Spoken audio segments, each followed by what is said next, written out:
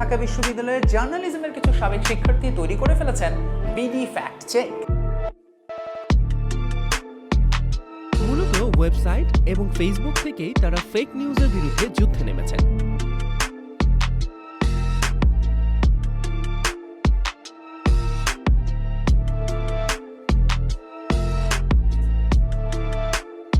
যারা স্টার্টআপ লেভেলে ফার্স্ট হয়েছে সেই টিমের নাম হচ্ছে বিডি ফ্যাক্ট চেক।